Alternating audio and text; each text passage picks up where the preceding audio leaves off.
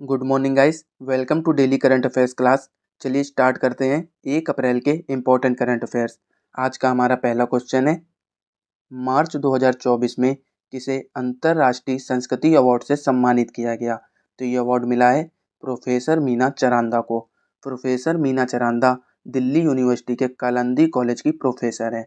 अब इन्हें ये अवार्ड क्यों मिला है? तो शिक्षा व समाज सेवा क्षेत्र में उनके उत्कृष्ट योगदान के लिए ये अवार्ड सोक्रेट सोशल रिसर्च यूनिवर्सिटी द्वारा दिया गया है। अब ऑप्शन देखिए, मिशेल टेलाग्रेन, ये फ्रांस के गणितज्ञ हैं और इन्हें 2024 का एबेल पुरस्कार दिया गया है। एबेल पुरस्कार को गणित का नोबेल पुरस्कार भी कहते हैं। डॉक्टर उमा रेले, इन्हें महाराष्ट्र गौरव सम्मान से सम्मानित किया गया है। और प्रभा वर्मा, मोस्ट इम्पॉर्टेंट, इन्हें 33वां सरस्वती सम्मान से सम्मानित किया गया है इनके उपन्यास रौद्र सात्विकम के लिए। अगला क्वेश्चन देखते हैं, 22 मार्च को समाप्त सप्ताह में भारत का विदेशी मुद्रा भंडार कितने बिलियन तक पहुंच गया है? तो भारतीय रिजर्व बैंक की रिपोर्ट के अनुसार 22 मार्च के समाप्त सप्ताह में भारत का विदेशी मुद्रा भंडार $642.631 बिलियन पहुंच गया है, जो लगातार 5वें सप्ताह में वृद्धि दर्शाता है। तो इस क्वेश्चन का ऑप्शन बी सही होगा, $642.631 बिलियन।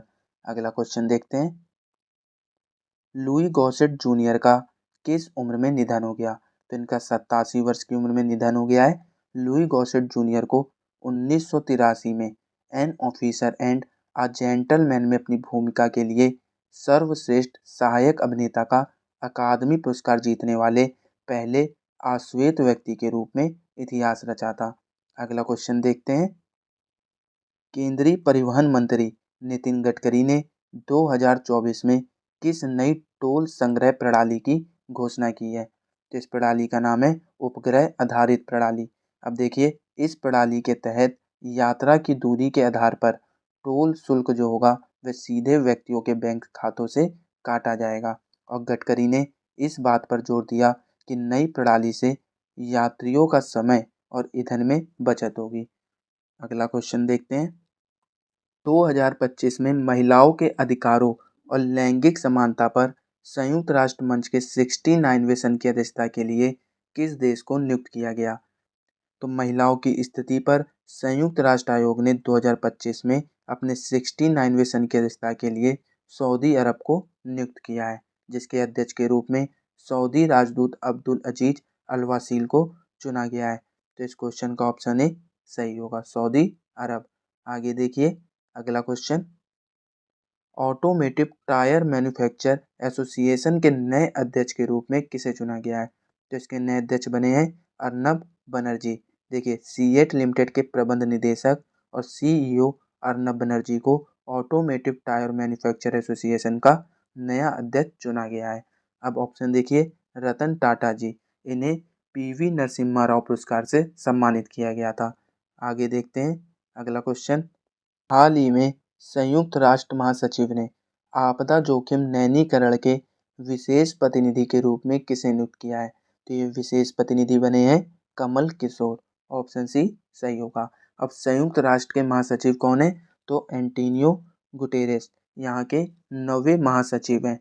अब संयुक्त राष्ट्र की स्थापना कब हुई थी? तो 24 अक्टूबर 1945 को इसकी स्थापना हुई थी। आगे देखिए, अब ध्यान से सुनिएगा, आपको 2024 के अपॉइंटमेंट्स रिवाइज कराता हूँ। तो नीना सिंह, ये पहली महिला है जो सीआईएसएफ की डायरेक्टर जनरल बनी है। अनीश दयाल सिंह, ये सीआरपीएफ के डायरेक्टर जनरल हैं। राहुल रजगोत्रा आईटीबीपी के डायरेक्टर जनरल हैं। नितिन अग्रवाल बीएसएफ के डायरेक्टर जनरल हैं। अरविंद पनगड़िया 16वें वित्त आयोग के अध्यक्ष बने हैं। शशि सिंह अखिल भारतीय रबर उद्योग संघ के अध्यक्ष बने हैं। सेंथिल पांड्यान विश्व व्यापार संगठन में भारत के राजदूत। विकासशील एशियन डेवलपमेंट बैंक में executive director. Shashi Singh Akhil Bharatiya rubber संघ के अध्यक्ष। और रघुराम अय्यर भारतीय ओलंपिक संघ के सीईओ बने हैं। ये 2024 के इंपॉर्टेंट अपॉइंटमेंट्स थे जो मैंने आपको रिवाइज कराए हैं। आगे देखते हैं, अगला क्वेश्चन, हाल ही में IMT ट्राइलेट 24 अभ्यास कहाँ संपन्न हुआ है? तो ये अभ्यास संपन्न हुआ है नकाला मोजाम्बिक में।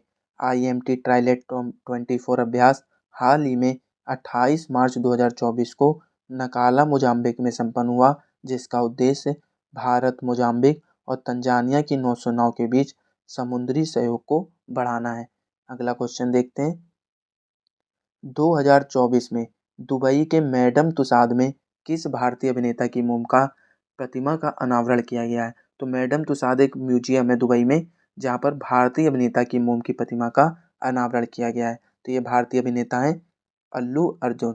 आगे देखिए दुबई में मैडम तुसाद में कई भारतीय फिल्म सितारों की मोम की प्रतिमाएं हैं, जो एक पर्यटक आकर्षण के रूप में इसे आकर्षण की ओर बढ़ाती हैं। यहाँ उन भारतीय अभिनेताओं की विस्तृत सूची दी गई है जिनकी मोम की प्रतिमाएं संग्रहालय में प्रदर्शित है।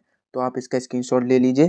देखिए, सलमान खान, शाहरुख खान, कैटरीना कैफ, करीना कपूर, दीपिका पादुकोण, ऋतिक रोशन, प्रियंका चोपड़ा, वरुण धवन, ऐश्वर्या राय, रणवीर सिंह, अनुष्का शर्मा, शाहिद कपूर, माधुरी दीक्षित, रणबीर कपूर, अमिताभ बच्चन और अभी नए जो आए हैं अल्लू अर्जुन।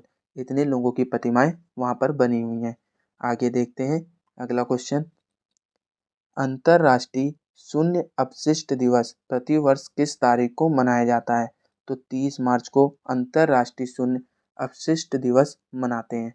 14 दिसंबर 2022 को संयुक्त राष्ट्र महासभा ने हर साल 30 मार्च को अंतर्राष्ट्रीय शून्य अपशिष्ट दिवस मनाने का प्रस्ताव पारित किया। इस दिन का उद्देश्य सतत विकास प्राप्त करने के लिए कचरे को कम करने और शून्य अपशिष्ट पहल को बढ़ावा देने के बारे में जागरूकता बढ़ाना है। अब आगे देखिए मार्च एंड हो चुका है, तो मैं आपको एक बार मार्च के सभी इम्पोर्टेंट डेट्स रिवाइज करा देता हूँ। तो देखिए 1 मार्च को हम जीरो डिस्क्रिमिनेशन डे मनाते हैं, शून्य भेदभाव दिवस। और 1 मार्च को ही हम विश्व समुद्री घास दिवस मनाते हैं। 3 मार्च को विश्व वन्यजीव दिवस, 3 मार्च को ही वर्ल्ड हेयरिंग डे भी मनाते हैं। 4 मार्च को राष्ट्रीय सुरक्षा दिवस और 4 मार्च को ही विश्व मोटापा दिवस भी मनाते हैं। 5 मार्च को निरस्त्रीकरण और अप्रसार जागरूकता के लिए अंतर्राष्ट्रीय दिवस मनाते हैं। 7 मार्च को जन औषधि दिवस, 13 मार्च को धूम्रपान निषेध दिवस और 8 मार्च को इंटरनेशनल वुमेन डे, 14 मार्च को वर्ल्ड किडनी डे और 15 मार्च को वर्ल्ड कंज्यूमर राइट डे, विश्व उपभोक्ता अधिकार दिवस। 15 मार्च को अंतर्राष्ट्रीय इस्लामोफोबिया दिवस भी मनाते हैं। 16 मार्च को राष्ट्रीय टीकाकरण दिवस और 18 मार्च को आयुध निर्माण दिवस और 20 मार्च को इंटरनेशनल हैप्पीनेस डे मनाते हैं। ये सभी इंपॉर्टेंट डेट्स थे, आप इन्हें याद रखिएगा। आगे देखते हैं अगला क्वेश्चन। 2024 में PRCJs के साथ FIH athlete international hockey federation समिति के सह अध्यक्ष के रूप में किसे नामित किया गया? तो नामित किया गया कैमिला कैरम को। और PRCJs ये इंडियन हॉकी टीम में गोलकीपर हैं। अगला क्वेश्चन देखते हैं। हाल ही में कोड डिपेंडेंट नामक पुस्तक किसने लिखी है, जिसे वुमेन प्राइज के लिए शॉर्टलिस्ट किया गया है? तो अभी इन्हें शॉर्टलिस्ट किया गया है, ये प्राइज़ मिला नहीं है। तो ये किया गया है मधुमिता मुर्गिया को। और ये एक इंडियन ब्रिटिश राइटर है जिन्हें इनकी book code dependent living in the shadow of AI के लिए शॉर्टलिस्ट किया गया है। अब आगे देखिए, आपको 2024 की 10 इम्पॉर्टेंट बुक रिवाइज कराता हूँ जो कि एग्जाम के पॉइंट ऑफ व्यू से इम्पॉर्टेंट है। तो आइए देखिए, मनोज मिश्रा, इनकी बुक है संस्कृति के आयाम। और Manoj Mukund Naravane, 4 stars of destiny. Jaya Jaitly की inspiration for graphics design from India. Charu Nivedita, conversation with Aurangzeb. Doctor Mansukh Mandaviya, fertilising the future. Arun Kumar Datta, Assam brave heart Lachit Barphukan. Sanjeev Joshi की है एक समंदर मेरे अंदर, ये संजीव जोशी की बुक है। Gotabaya Rajapaksa, the conspiracy. लक्ष्मी मुर्देश्वर पुरी, इनकी बुक है स्वेलिंग द सन। और PS श्रीधारन पिल्लई, इनकी बुक है बेसिक स्ट्रक्चर एंड रिपब्लिक। ये 2024 की 10 इम्पोर्टेंट बुक थी जो मैंने आपको रिवाइज कराई। अब आगे देखिए। तो दोस्तों, ये थे आज के इम्पोर्टेंट करंट अफेयर्स जो कि एग्जाम के पॉइंट ऑफ व्यू से इम्पोर्टेंट थे। अगर आपको क्लास पसंद आई हो तो वीडियो को लाइक कीजिए, सब्सक्राइब कीजिए और शेयर कीजिए। और बेल आइकन को जरूर दबाइएगा ताकि वीडियो अपडेट आपको सबसे पहले प्राप्त हो। और ये रहा आपका लास्ट क्लास में पूछा हुआ क्वेश्चन, इसका आंसर देखते हैं। बाल भेदभाव से निपटने के लिए विधेयक पारित करने वाला पहला देश कौन बनेगा? तो ये देश है फ्रांस। और ये रहा आपके लिए क्वेश्चन, इसका आंसर आप कमेंट बॉक्स में दीजिएगा। ऑटोमेटिव टायर मैन्युफैक्चर एसोसिएशन के नए अध्यक्ष के रूप में किसे चुना गया है?